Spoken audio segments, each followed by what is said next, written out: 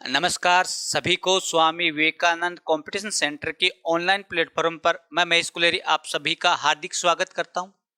मैं आशा करता हूं कि करंट जीके की ये जो महत्वपूर्ण क्लास है ये आगामी आने वाली जितनी भी प्रतियोगी परीक्षाएं हैं उन सभी प्रतियोगी परीक्षाओं में आपके लिए कहीं ना कहीं महत्वपूर्ण होगी। और इसी आशा के साथ हमारी पूरी की पूरी जो टीम है वो आपके लिए बहुत बढ़िया कंटेंट जो है वो तैयार कर रही है ताकि आने वाली प्रतियोगी परीक्षाओं में आप सभी को क्या हो फायदा। अगर हमारी ये जो क्लास है ये आपके लिए महत्वपूर्ण है तो इसको अधिक से अधिक लाइक व शेयर जरूर कीजिए ताकि सभी कंपटीशन की तैयारी करने वाले जो बच्चे हैं उनके लिए फायदेमंद हो। तो आपका बहुमूल्य समय ज़्यादा नहीं लेते हुए हम जो हमारी प्रश्नोत्तरी की तरफ आते हैं। तो हमारी दैनिक प्रश्नोत्तरी में पहला सवाल है, डी एक्सपो 2022 रक्षा प्रदर्शनी कहाँ आयोजित होगी।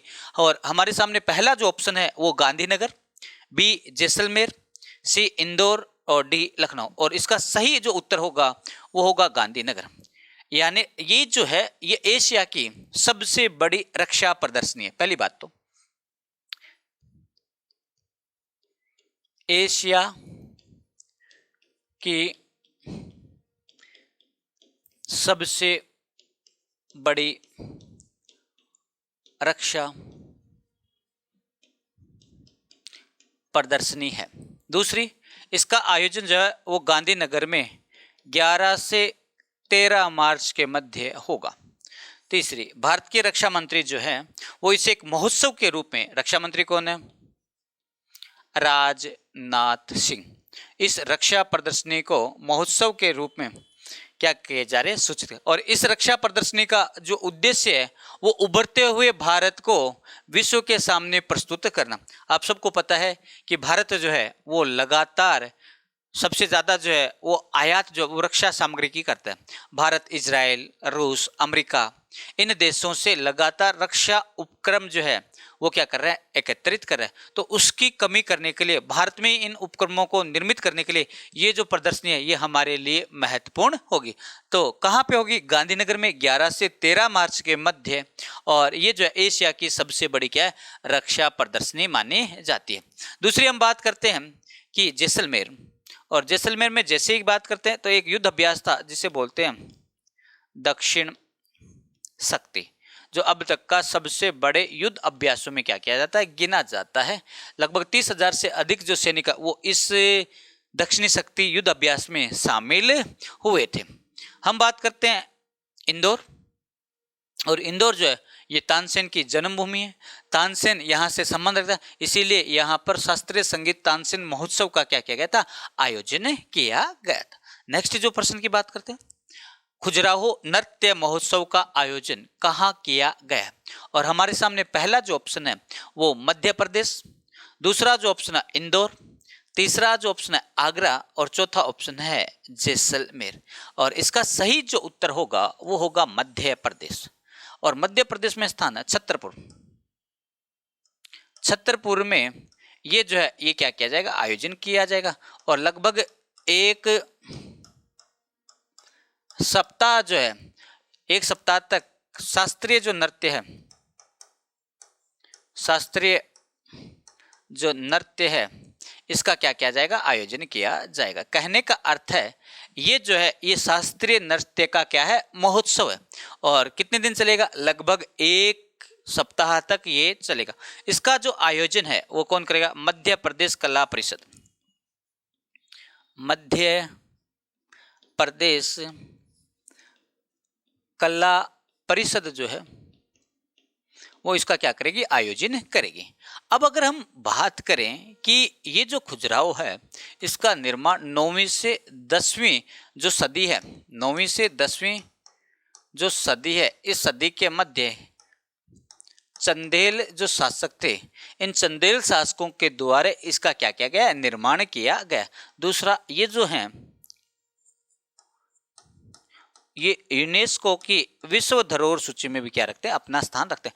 यानी खजुराहो भारत के लिए महत्वपूर्ण भौगोलिक क्षेत्र है जहां पर चंदेल शासकों ने मंदिरों का निर्माण, और इन्हीं मंदिरों के और पर्यटकों को आकर्षित करने के लिए जो है ये खजुराहो नृत्य महोत्सव का आयोजन किया जाता है, शास्त्रीय नृत्य का आयोजन किया जाता है। दूसरा, अगर हम बात करें जैसलमेर, तो जैसलमेर जो है यहाँ पे मरु महोत्सव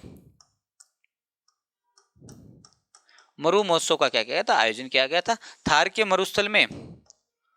के मरुस्थल में सम जो स्थान है वहाँ पे पर्यटकों को अधिक से अधिक आकर्षित करने के लिए ये जो मरु महोत्सव है इसका क्या किया जाता है, आयोजन किया जाता है। क्योंकि आपको पता है कि कोरोना महामारी के कारण जो है वो पर्यटन जो उद्योग है वो नष्ट हो चुका है और उसे पुनः खड़ा करने के लिए लगातार पर्यटन विभाग, लगातार प्रत्येक राज्य के पर्यटन विभाग उनको क्या कर रहा है, पर्यटकों को अपनी ओर आकर्षित करने के लिए इस प्रकार के महोत्सव का निर्माण कर रहा है। नेक्स्ट प्रश्न की बात करते हैं। Giant metrewave radio telescope GMRT Bharat के किस राज्य में स्थित है? और हमारे सामने जो ऑप्शन है वह है महाराष्ट्र, गुजरात, राजस्थान और मध्य प्रदेश। अगर हम सही बात करें इसका सही ऑप्शन जो है वो क्या होगा, महाराष्ट्र होगा। यानी ये जो है वो विश्व की सबसे बड़ी रेडियो टेलीस्कोप है, विश्व की सबसे बड़ी रेडियो टेलीस्कोप। इसकी विशेषता क्या है? हम कहते हैं आकाशगंगा। क्या है? आकाश गंगा जो है, इस आकाश गंगा में परमाणु हाइड्रोजन गैस के वितरण का क्या किया गया, अध्ययन किया गया। मैपिंग करने का जो कार्य वो इसके माध्यम से किया गया। यानी हम कहते हैं कि ये रेडियो टेलीस्कोप जो है ये विश्व की सबसे बड़ी रेडियो टेलीस्कोपों में से एक है। और इस टेलीस्कोप का काम क्या है, इस टेलीस्कोप ने जो है वो क्या किया, आकाशगंगा में परमाणु व हाइड्रोजन गैस के वितरण का जो मैपिंग है वो इसके माध्यम से किया गया है। यानी GMRT जो है इसके द्वारा किया गया। और हमें मुख्य रूप से याद रखना है कि भारत के किस राज्य में जो है विश्व की सबसे बड़ी रेडियो टेलीस्कोप क्या है, अवस्थित है। नेक्स्ट हम प्रश्न की बात करते हैं। नदियों में night navigation mobile app launch करने वाला देश का पहला राज्य कौन सा है? और हमारे सामने ए ऑप्शन जो है उत्तर प्रदेश, बी पश्चिम बंगाल, सी असम और डी हिमाचल प्रदेश। और इसका सही जो उत्तर होगा वो कौन सा होगा, असम। असम में एक नदी बहती है और उस नदी का नाम ब्रह्मपुत्र नदी। और ब्रह्मपुत्र नदी जो है वो भारत की सबसे लंबी नदी है। और इस नदी में नेशनल वाटरवे 2 जो है वो इस नदी से ही होकर क्या करता है, गुजरता है। मैं कह रहा हूं कि असम में ब्रह्मपुत्र नदी जो भारत की सबसे लंबी नदी है, इस लंबी नदी में नेशनल वाटरवे 2 जो है वो क्या करता है, गुजरता है। और नेशनल वाटरवे 2 जो है वो असम में सदिया से धुबरी के मध्य संचालित होता है। तो रात के समय जहाजों को आसानी से आने व जाने के लिए इस रेडियो नेविगेशन मोबाइल का क्या किया है, प्रयोग किया। यानी कहने का अर्थ है लगातार भारत सरकार जो है वो एक महत्वपूर्ण से महत्वपूर्ण जो है वो पुलों का निर्माण कर रही है, नेविगेशन सिस्टम का निर्माण कर रही है। अंतरिक्ष में भारत जो है वो अपना एक महत्वपूर्ण स्थान बना रहा है। तो कहने का अर्थ है भारत जो है वो लगातार विश्व के अग्रणी देशों में अपना स्थान रखता है। तो ये जो है नेविगेशन सिस्टम कहाँ पे किया गया, असम नेशनल वाटरवे 2 कौन से में नदी पे, ब्रह्मपुत्र नदी पे। और सदिया से धुबरी के मध्य जो है वो ये वाटरवे क्या माना जाता है, संचालित माना जाता है। हम कहते हैं ब्रह्मपुत्र नदी जो है वो भारत की सबसे लंबी नदियों में मानी जाती है। और यांगयाप दर्रे से होकर ये नदी जो है वो अरुणाचल प्रदेश या भारत में क्या करती है, प्रवेश करती है। दूसरी अगर हम बात करें कि उत्तर प्रदेश, तो उत्तर प्रदेश जो है वो हाल फिलहाल में चुनावों के कारण जो है वो पूरे भारत भर में क्या है, प्रसिद्ध है।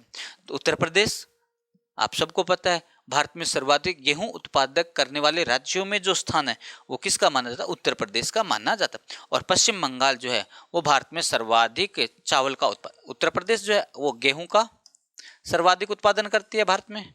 और अगर हम बात करें पश्चिम बंगाल है ये चावल का सर्वाधिक उत्पादन करने वाले राज्य हैं। नेक्स्ट प्रश्न की बात करते हैं। हिंदी भाषा का साहित्य अकादमी पुरस्कार 2021 किसे दिया जाएगा?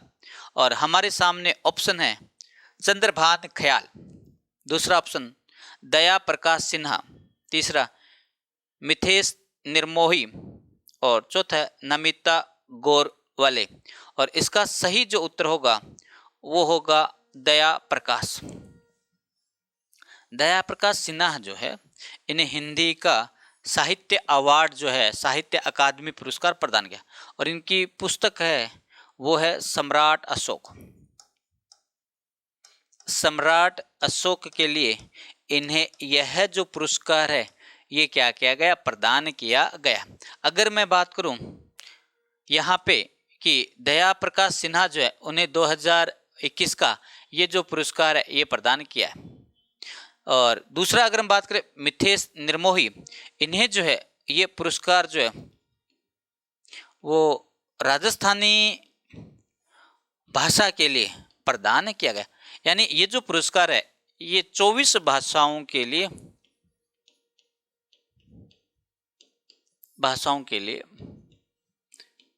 दिया जाता है और 24 भाषाओं में 22 भाषाएं जो हैं वो 7वीं अनुसूची में क्या रखती है, अपना स्थान, और शेष जो है वो 2 जो है वो और इनके लिए क्या किया जाता है, प्रदान किया जाता है। दूसरे अगर हम बात करें नमिता गोरगोखले, नमिता गोरवले जो है इन्हें इंग्लिश अंग्रेजी के लिए यह जो पुरस्कार है ये क्या किया गया, प्रदान किया गया। यानी कहने का अर्थ ये है कि दया प्रकाश सिन्हा इन्हें जो है वो किसका दिया गया, तो हम कहते हैं हिंदी का दिया गया। दूसरा हम कहते हैं मिथेश निर्मोही, इन्हें राजस्थानी भाषा का दिया गया। नमिता गोरवले जो है इन्हें अंग्रेजी भाषा का यह जो पुरस्कार है ये क्या किया गया, प्रदान किया गया है।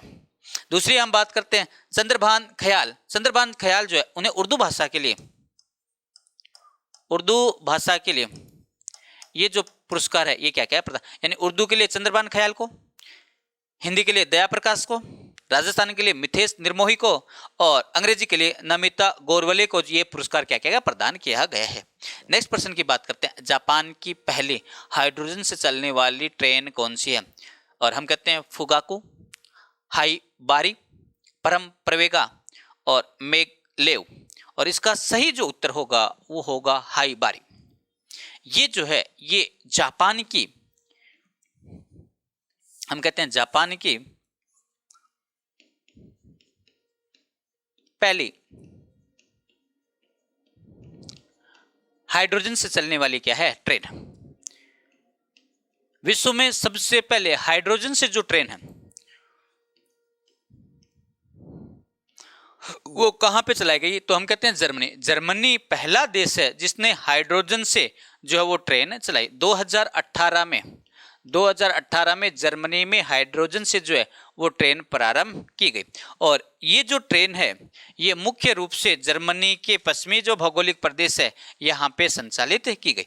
और ट्रेन जो है वो मुख्य रूप से किस नाम से जानी जाती है, तो हम बोलते हैं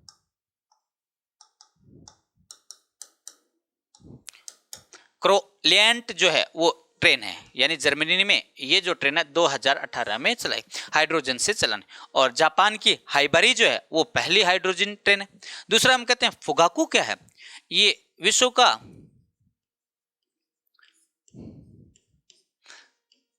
सबसे तेज चलने वाला सुपर कंप्यूटर है। विश्व में सबसे तेज चलने वाला सुपर कंप्यूटर जो है वो फुगाकू है। कौन से देश का है, जापान का। अगर परम प्रवेगा बोले तो ये भारत का सबसे तेज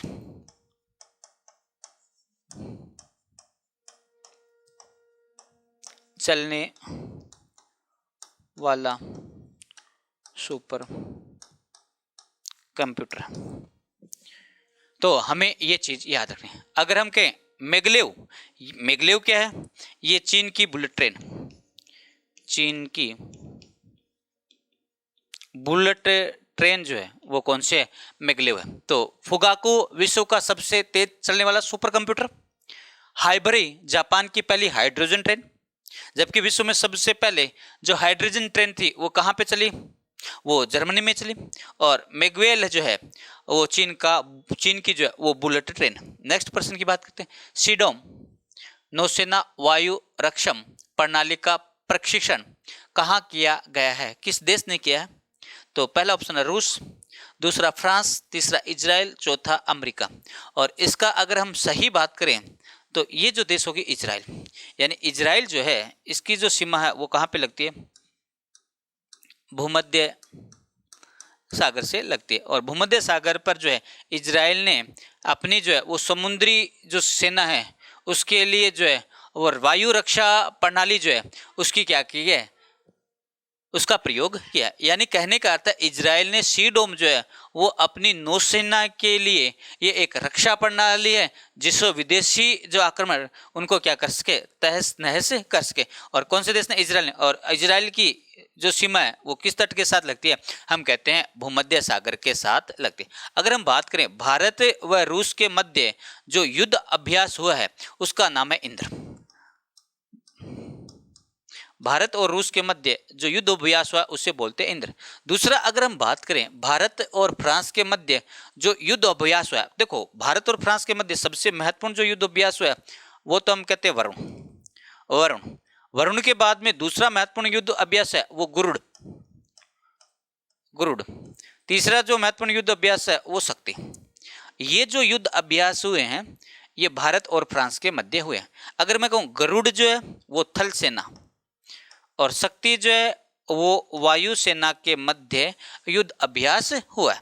अगर हम बात करें एक युद्ध अभ्यास जो है वो है गरुड़ शक्ति। देखो एक तो गरुड़ है, दूसरा हम बात हैं गरुड़ शक्ति। गरुड़ शक्ति जो युद्ध अभ्यास है वो किस देश के साथ है, तो हम कहते हैं ये जो युद्ध अभ्यास है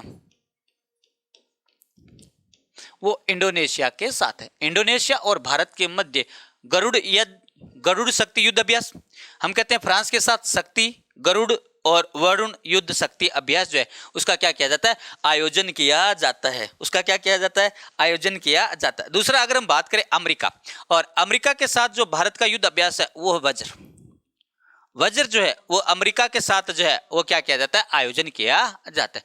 तो लास्ट जो प्रश्न है वो आप एक बार देखें, भारतीय रेल द्वारा निर्मित किया जा रहा पहला केबल स्टे पुल किस राज्य में है।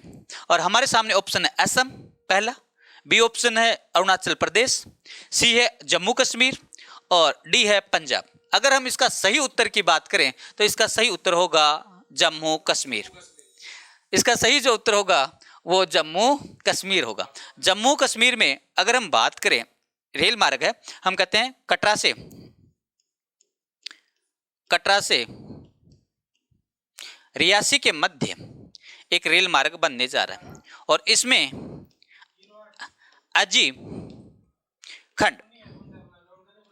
अजीखंड नदी के ऊपर जो है ये रेल पुल बनाया गया और इस रेल पुल का नाम ही जो है वो क्या है, अजीखंड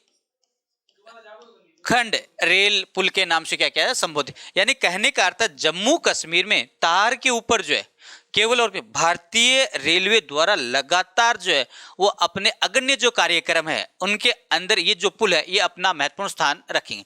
आपको पता है अभी जो है वो भारत में चिनाब नदी पर विश्व का सर्वाधिक ऊंचा नदी जो पुल है उसका क्या किया है, निर्माण किया है। और ये जो नदी पुल है ये एफिल टावर जो है यानी 359 मीटर ऊंचा है, जो एफिल टावर फ्रांस वाला उससे भी ज्यादा ऊंचा माना। और उसके बाद में ये केवल और केवल तारों के माध्यम पे ये जो पुल है ये स्थापित होगा। कहाँ पे है तो हम कहते हैं जम्मू कश्मीर में। कौन सी नदी पे है तो हम बोलते हैं अजी नदी पर है। किस मार्ग पे है तो हम कहते हैं कटरा से रियासी जो मार्ग है उसके ऊपर अवस्थित है। और इस मार्ग को या इस पुल को अजीखंड रेलवे पुल के नाम से क्या किया जाता है, संबोधित किया जाता है। तो आज की क्लास में इतना है।